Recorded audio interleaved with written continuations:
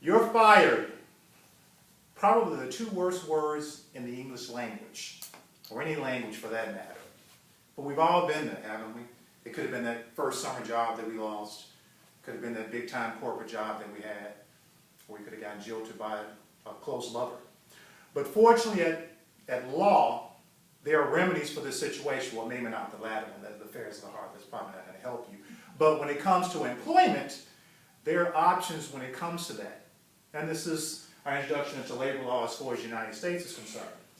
So what we're going to do today is that we're going to go into we'll give a little bit of a brief introduction into labor law in the United States. Specifically, we're going to go through why do we have labor laws in the first place, competing values of employees and employers, general labor laws, sources of labor law dispute resolution options, the essence of employment, and we're going to go through a few exemplars. First and foremost, why do we have labor laws in the first place?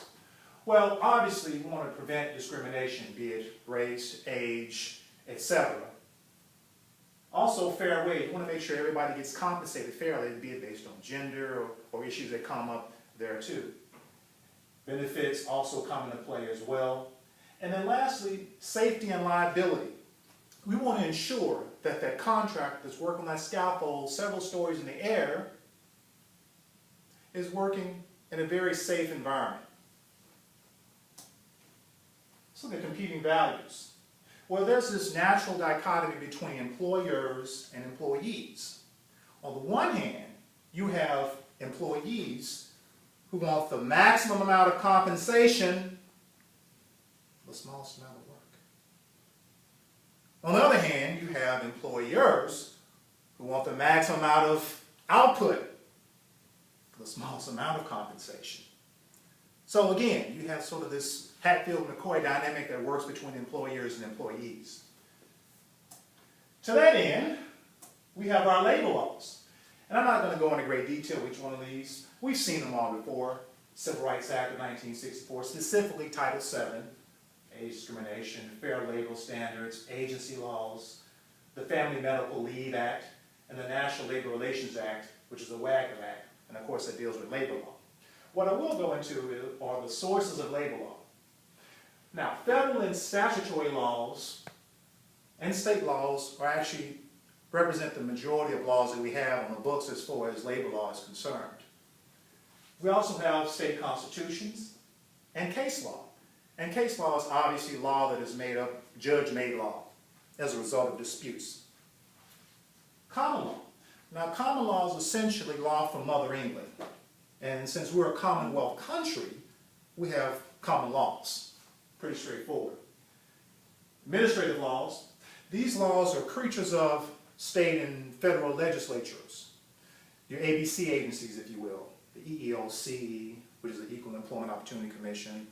The National Labor Relations Board, which deals with labor. And then finally, we have executive orders, which are these promulgations, which are these pronouncements, if you will, by the executive branch, i.e. the governor and the president at the top level. Now, when it comes to issues as far as dispute resolution, how do we resolve issues when they come into play? We have three major ones. The first one everybody's familiar with. That's the actual lawsuit. Now, lawsuits are typically not the most advantageous in the sense that, well, first and foremost, they actually provide a nightmare when it comes to the lack of anonymity when it comes to the employer, because it's always a bad result when it comes to the employee, whether or not they win or lose, because they're going to always wind up looking bad. Also, you have the actual lack of, I wouldn't say transparency, but you have the actual lack of outcome. It's always a 50-50 chance if you're going to win or if you're going to lose. And then, of course, it gets to the point where it gets expensive, not to mention. Today, we have what's called arbitration. Arbitration is a legal proceeding that's presided over by an arbitrator, which is usually a former judge or a lawyer that actually specializes in that area, particular area of law.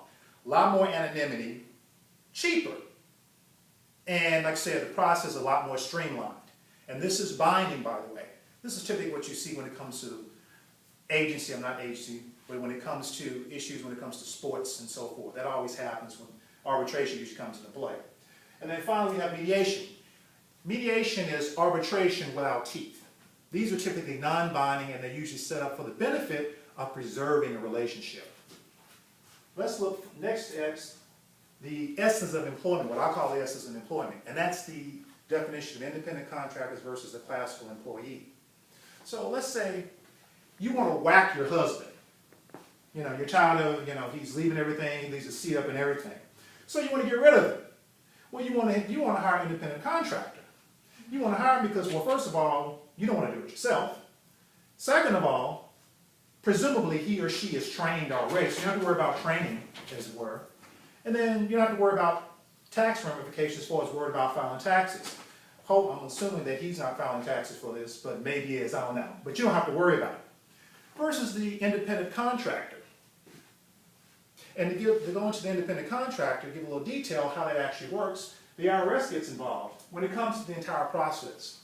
The IRS has 20 different characteristics when it comes to the independent contractor and the employee. Now, fortunately, they streamlined that process, and we only have 3 major ones. First of all is the actual behavior control. When it comes to the employee, the classical employee, hey, I want you to wear that Statue of Liberty uniform, I want you to sit out there on polk, and I want you to bring clients into me. That's behavior control. Financial control. You're going to get paid on the 1st and the 15th. And then third, the relationship between the employee and employee. That's pretty self-explanatory. There's an ongoing, predictable basis as far as employment relationship, if you will, between the employee and employee when it comes to the classical employee relationship. Also, when it comes to independent contractor, well, they kind of set that up and there's sort of a negotiation, if you will. Now, let's look at some examples when it comes to employment law. Well, when it comes to the musician, obviously that's going to be an independent contractor. For the simple fact that, well, let's look at the aspects of the IRS that sort of set out for us. The musician chooses their own music, they choose their own wardrobe, presumably, they choose their own songs, they have control. Financial, that's something they work out between the promoter and the actual musician. Also, as far as the relationship ongoing, well, if they're a good musician or what have you, obviously they're going to get demand and they'll come back or not. So that's actually on them.